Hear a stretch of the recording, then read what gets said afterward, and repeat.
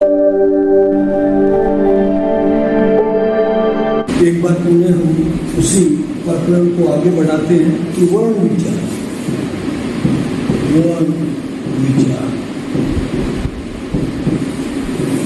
सबसे छोटा जो है व्याकरण का अंग है उसे वर्ण विचार करते हैं। वर्ण किसे कहते हैं? ध्वनियों के चीजों को वर्ण कहते हैं। हम पिछली क्लास में पढ़ चुके हैं।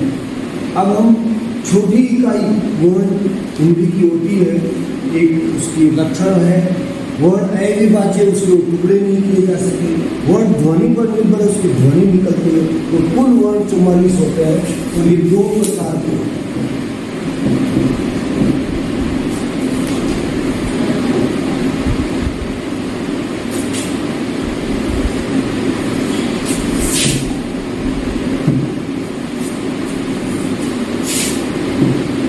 वर्ण दो प्रकार के होते हैं, स्वर और व्यंजन। अब इनको समझना बहुत मजेदार है। इनकी परिभाषा किताबों में क्या दी है वो नहीं, आप शरीर विज्ञान के अकॉर्डिंग इनकी परिभाषा याद करें। ये मनुष्य है और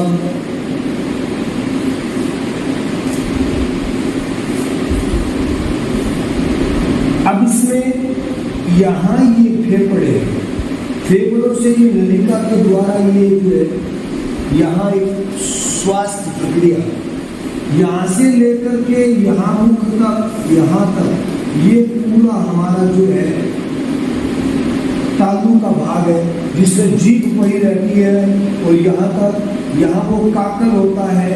ये हमारा जो है यहाँ से माथुरी लगाते हैं, बोलते हैं तो झुनझुनाहट होती है। यहाँ से लेके यहाँ तक वो ध्वनि स्वर या व्यंजन बनती है। फेफड़ों से निकलने वाली ध्वनि यहाँ तक तो केवल ध्वनि है, अपनी भाषा में समझे तो वो केवल फूंक है।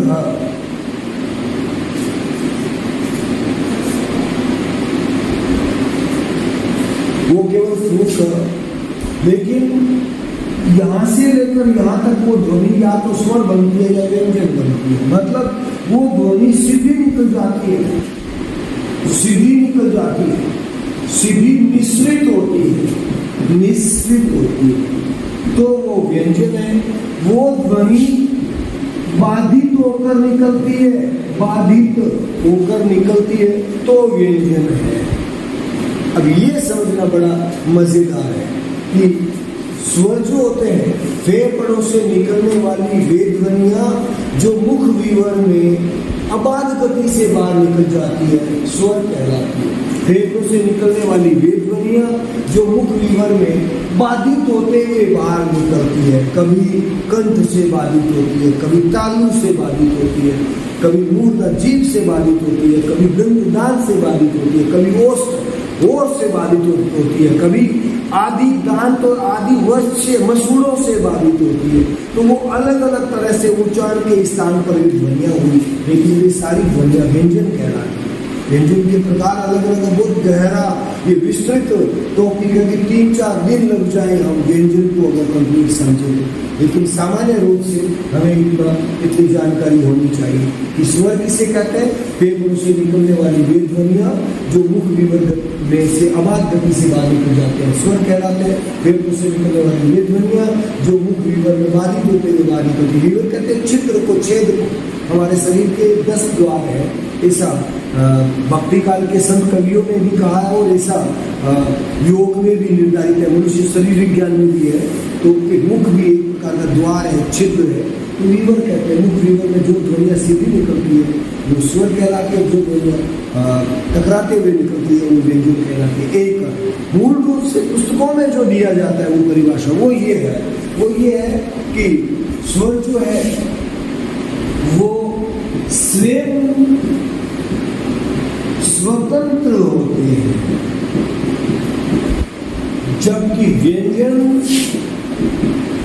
स्वरों पर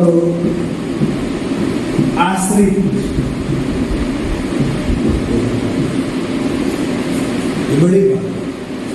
स्वर स्वयं स्वतंत्र है, जबकि व्यंजन स्वरों पर आश्रित है। व्यंजन को यूं समझ सकते हैं जैसे भारतीय समाज में जैसे निर्माण हुआ ऐसा कि पुरुष का नाम चलता है, पत्नी जब भी अपने पीर को छोड़ के आती है तो पुरुष की अपनी जाति को अपना गोत्र समझ करते हुए उनकी वंशवृद्धि करती है। तो वैसे ही व्यंजन स्त्री है, स्वर पुरुष, स्त्री और पुरुष दोनों मिलके पूर्णता का विकास करते हैं। वैसे स्वर और व्यंजन मिल करके वर्ण का विकास करते हैं और वर्ण से शब्द बनते हैं, शब्द से वाक्य बनते हैं और इससे हमारी भाषा जो है अपनी पूर्णता को प्राप्त होती है।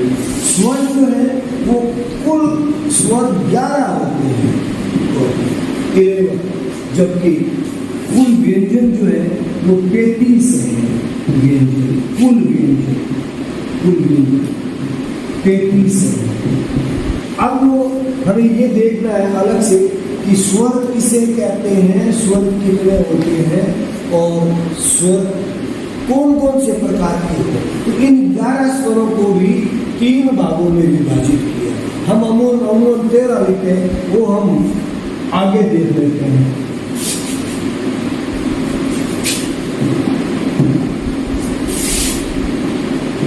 केवल स्वर, हमने परिभाषा इसकी पढ़ी। फेफड़ों से निकलने वाली वे ध्वनियां जो मुख विवर में अबाध गति से बाहर निकल जाती है, स्वर कहलाती है। स्वर जो है स्वयं स्वतंत्र होते हैं। कुल स्वरों की संख्या 11 होती है और स्वर जो है वो स्वयं 3 प्रकार के होते हैं। नंबर 1 ह्रस्व स्वर, नंबर 2 दीर्घ स्वर और नंबर 3 संयुक्त स्वर।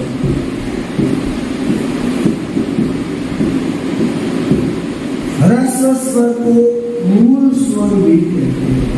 मूल स्वर यानी जब हिंदी का विकास हुआ था संस्कृत से तो मुख्य रूप से जो स्वर संस्कृत से हिंदी में आए वो ह्रस्व स्वर थे। वो 4 थे, अ, इ, उ, ऋ, ये मूल स्वर है। दीर्घ स्वर वे स्वर जिनके उच्चारण में ध्वनि का प्रभाव दीर्घ हो, ध्वनि ज्यादा लगती हो, बड़ी लगती हो तो दीर्घ स्वर कहलाते हैं। संयुक्त स्वर 2 असमान स्वरों के मेल से जो स्वर बनते हैं जिनकी भी ध्वनि दीर्घ तक होती है उसे संयुक्त स्वर कहते हैं। तो हिंदी में अब हम उन स्वरों को अगर आगे देखें तो हम देख सकते हैं कि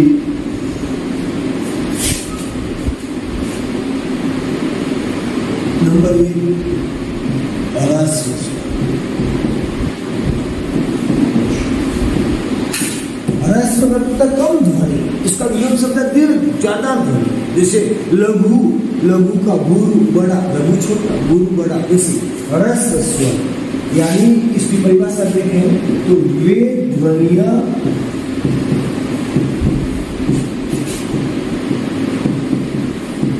जिनके उच्चारण में अल्प परिश्रम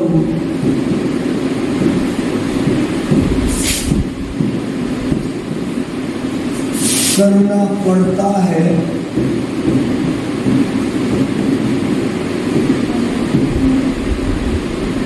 उसे ह्रस्व स्वर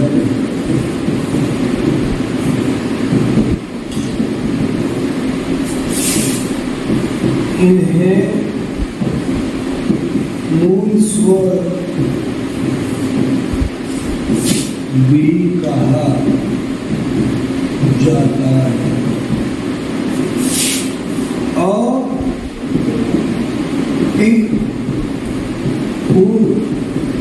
और री, ये 4 स्वर मूल स्वर थे। सबसे पहले जो हिंदी भाषा का विकास होगा, फिर नंबर 2 दीर्घ स्वर।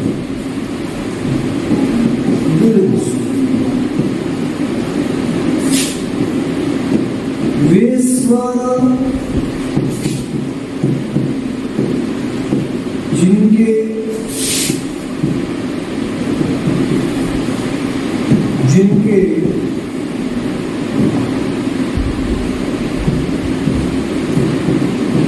उच्चारण में दीर्घ परिश्रम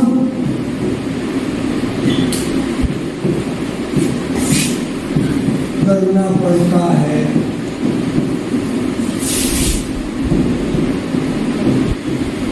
उसे दीर्घ स्वर कहते हैं। उसे मूल स्वर कहते थे, इसे दीर्घ स्वर कहते थे। यूं भी कह सकते हैं, दो, ये नई बात है, दो समान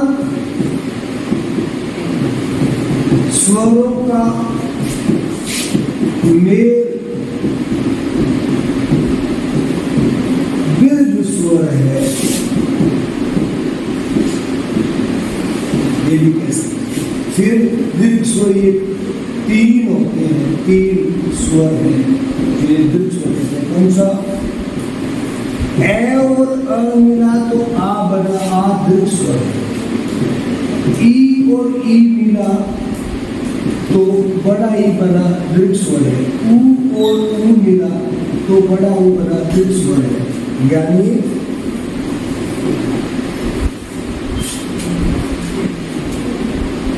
ये तीन दीर्घ स्वर है जो संधि में भी काम आएंगे हमारे यहाँ। तीन दीर्घ स्वर है, ए में ए मिलता है और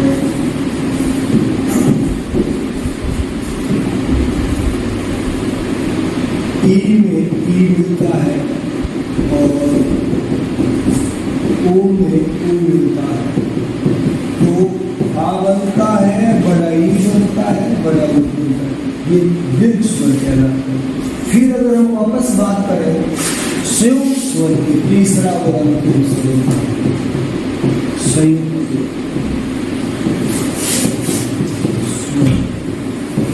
स्वर। तो इसकी परिभाषा होगी दो असमान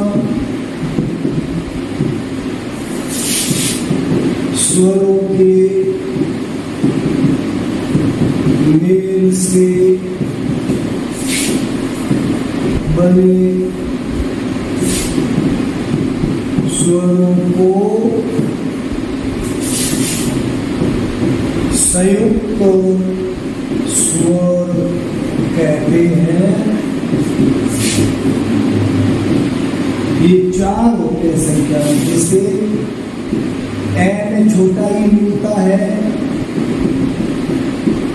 ए में ए मिलता है, ए में छोटा ओ मिलता है, तो ए में ओ मिलता है। इसका बनेगा ए, इसका बनेगा आई, इसका बनेगा ओ, इसका बनेगा औ। ये चार संयुक्त स्वर होते हैं। इसमें भी है कि अग्र स्वर, पश्च स्वर, मध्य स्वर, वो भी इनका विभाजन है। वो हिंदी लिटरेचर लेते हैं, उनका भी एक अलग टॉपिक है, हम कभी लेंगे बताएंगे तो उनको समझा जा सकता है। मोटे तौर पर स्वर किसे कहते हैं? स्वर तीन प्रकार के होते हैं। तीनों प्रकारों में कौन कौन से कितने कितने होते हैं? ह्रस्व स्वर चार होते हैं, दीर्घ स्वर तीन होते हैं, संयुक्त स्वर ये चार होते हैं, मिलके 11 स्वर होते हैं। दो स्वर और बच गए, वो स्वर नहीं है, हम लिखते हैं अंग और अ। इन्हें हिंदी में अयोग वाह ध्वनियां कहते हैं। इनका योगदान न ध्वनियां न स्वरों में है न व्यंजन में है। अंग की मात्रा क में जो अंतिम उसमें आती है, अ की मात्रा आती तो वो दोनों स्वर भी है। ये व्यंजन भी कैसे माने? ये दोनों वो व्यंजन भी है, तो ये अस्वर भी है, वो व्यंजन भी है। दोनों में स्वर व्यंजन दोनों में योगदान नहीं, उनको अयोगवाद ध्वनियां कहते हैं। बाकी नेक्स्ट क्लास में पढ़ेंगे व्यंजन किसे कहते हैं। धन्यवाद।